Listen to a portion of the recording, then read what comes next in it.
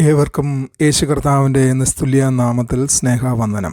ഇന്നത്തെ നമ്മുടെ തിരുവചന വായനാ ഭാഗം യോശുവയുടെ പുസ്തകം 19 മുതൽ 21 വരെയുള്ള അധ്യായങ്ങളാണ്.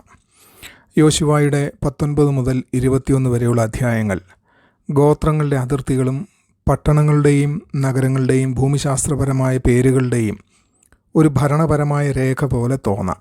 എന്നാൽ ഈ പട്ടികകളുടെ പിന്നിൽ ദൈവത്തിൻ്റെ വിശ്വസ്തതയുടെയും ഉടമ്പടി പാലിക്കുന്ന സ്വഭാവത്തിൻ്റെയും തൻ്റെ ജനത്തിൻ്റെ ജീവിതത്തിൽ ക്രമവും ആരാധനയും വിശ്രമവും സ്ഥാപിക്കാനുള്ള അവിടുത്തെ കരുതലിൻ്റെയും മഹത്തായ സാക്ഷ്യം നാം കാണുന്നു. ഈ അധ്യായങ്ങൾ ഒരു മനോഹരമായ സത്യം പ്രഖ്യാപിക്കുന്നു.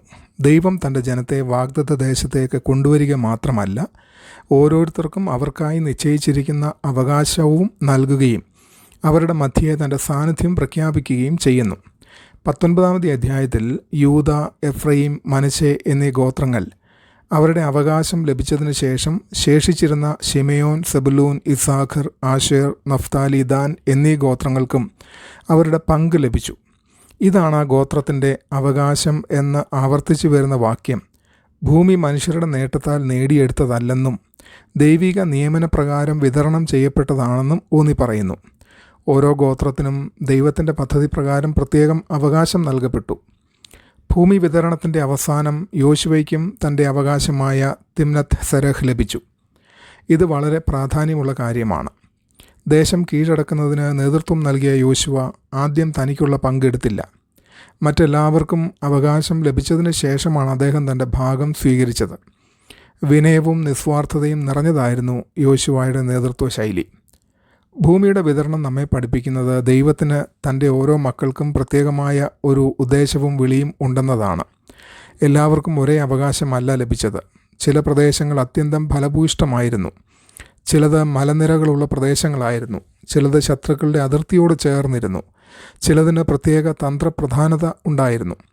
എന്നിരുന്നാലും ഓരോ അവകാശവും ദൈവം നിശ്ചയിച്ചതായിരുന്നു.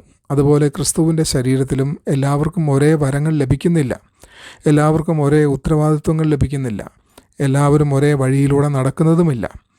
ദൈവം തൻ്റെ ജ്ഞാനപ്രകാരം വ്യത്യസ്തമായ വിളികളും ശുശ്രൂഷകളും ഏൽപ്പിക്കുന്നു. യോശുവയുടെ ക്ഷമയും നിസ്വാർത്ഥതയും ക്രിസ്തുവിനെ മുൻകൂട്ടി സൂചിപ്പിക്കുന്നു. യേശു തൻ്റെ മഹത്വം അന്വേഷിച്ചില്ല, പകരം തൻ്റെ ജനത്തിനു വേണ്ടി എല്ലാം സമർപ്പിച്ചു. നമ്മുടെ അവകാശം ഉറപ്പാക്കിയ ശേഷമാണ് അവിടുന്ന് മഹത്വത്തിലേക്ക് പ്രവേശിച്ചത്. ഇന്നത്തെ തലമുറയിൽ താരതമ്യം പലപ്പോഴും നമ്മുടെ സംതൃപ്തി കവർന്നെടുക്കുന്നു. ശുശ്രൂഷകൾ, തൊഴിൽ, കുടുംബജീവിതം, അനുഗ്രഹങ്ങൾ എന്നിവയുമായി നാം മറ്റുള്ളവരുമായി നമ്മെ തന്നെ താരതമ്യം ചെയ്യുന്നു. യോശുവ 19 നമ്മെ ഓർമ്മിപ്പിക്കുന്നത് ഇതാണ്: മറ്റൊരാളുടെ അവകാശം ലഭിക്കുന്നതിലല്ല നമ്മുടെ സമാധാനം. ദൈവം നമുക്കായി നിശ്ചയിച്ചിരിക്കുന്ന അവകാശം വിശ്വസ്തയോടെ കൈവശമാക്കുന്നതിലാണ്. ദൈവഹിതം മത്സരമല്ല, വിശ്വസ്തമായ പരിപാലനമാണ്. 20 അധ്യായത്തിൽ ദൈവം ഇസ്രായേലിനോട് 6 സങ്കേത നഗരങ്ങൾ സ്ഥാപിക്കാൻ കൽപ്പിച്ചു.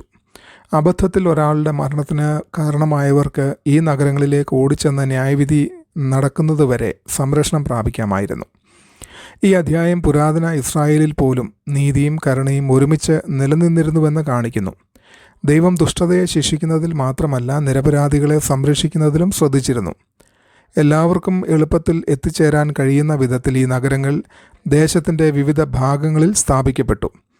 സങ്കേത നഗരങ്ങൾ പഴയ നിയമത്തിൽ യേശുക്രിസ്തുവിൻ്റെ ഏറ്റവും വ്യക്തമായ ചിത്രങ്ങളിലൊന്നാണ്. ഭയത്തിലും കുറ്റബോധത്തിലും ആയിരുന്ന ഒരാൾ തൻ്റെ അപകടാവസ്ഥ തിരിച്ചറിയണം. താമസിച്ചിരുന്ന സ്ഥലം ഉടൻ വിട്ടുപോകണം. സങ്കേത നഗരത്തിലേക്ക് ഓടിച്ചെല്ലണം. സുരക്ഷയ്ക്കായി അവിടെ തന്നെ പാർക്കണം.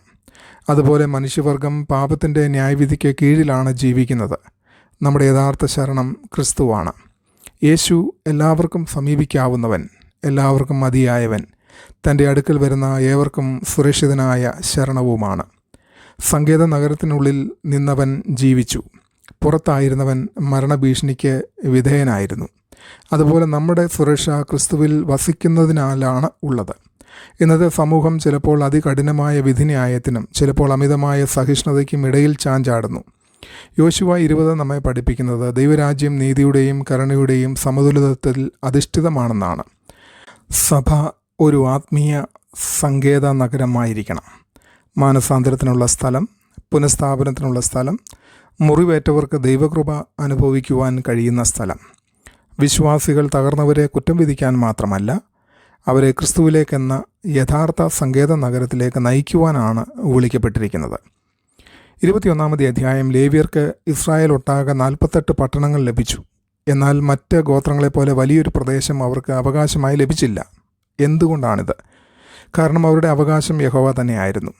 ലേവ്യർ എല്ലാ ഗോത്രങ്ങളുടെയും ഇടയിൽ ചിതറിക്കിടക്കുന്ന വിധത്തിലാണ് പാർപ്പിക്കപ്പെട്ടത്. ഇതിലൂടെ ദേശമെങ്ങും ആരാധനയും ദൈവവചന പഠനവും ആത്മീയ മാർഗനിർദ്ദേശവും ലഭ്യമാകുന്നുവെന്ന് ഉറപ്പാക്കി.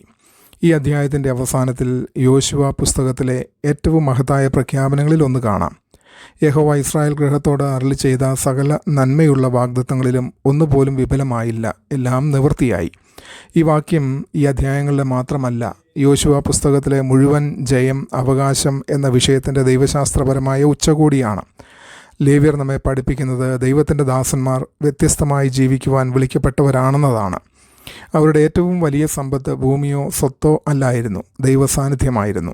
ഇത് പുതിയ നിയമത്തിലെ ഈ സത്യത്തിലേക്കാണ് വിരൽ ചൂണ്ടുന്നത്. വിശ്വാസികൾ എന്നത് രാജകീയ പുരോഹിത വർഗമാണെന്നും വിശുദ്ധ ജനമാണെന്നും ദൈവത്തിൻ്റെ സ്വന്തം സമ്പത്ത് ആകുന്നു. നമ്മുടെ ഏറ്റവും വലിയ അവകാശം സമ്പത്തോ വിജയമോ അംഗീകാരമോ അല്ല. നമ്മുടെ ഏറ്റവും വലിയ അവകാശം ദൈവം തന്നെയാണ്. യോശുവ 21:45 പറയുന്നത് പോലെ ദൈവത്തിൻ്റെ മാറ്റമില്ലാത്ത സ്വഭാവവും വെളിപ്പെടുത്തുന്നു. ദൈവം ഒരിക്കലും തൻ്റെ വാഗ്ദാനങ്ങൾ മറക്കുന്നില്ല. അവിടുന്ന് പറഞ്ഞ ഓരോ വാക്കും നിറവേറ്റുന്നു. കാലതാമസങ്ങൾ ഉണ്ടായേക്കാം, മരുഭൂമി യാത്രകൾ ഉണ്ടായേക്കാം, യുദ്ധങ്ങളും പോരാട്ടങ്ങളും ഉണ്ടായേക്കാം. എങ്കിലും ദൈവത്തിൻ്റെ വാഗ്ദാനങ്ങൾ ഒരിക്കലും പരാജയപ്പെടുകയില്ല. പല വിശ്വാസികളും ഇന്ന് ഉത്കണ്ഠയിൽ ജീവിക്കുന്നത് ദൈവത്തിൻ്റെ വാഗ്ദാനങ്ങൾ വൈകുന്നതായി തോന്നുന്നതിനാലാണ്. യോശുവ 21 നമ്മെ ഓർമ്മിപ്പിക്കുന്നത് ദൈവത്തിൻ്റെ സമയം പൂർണ്ണമാണ്.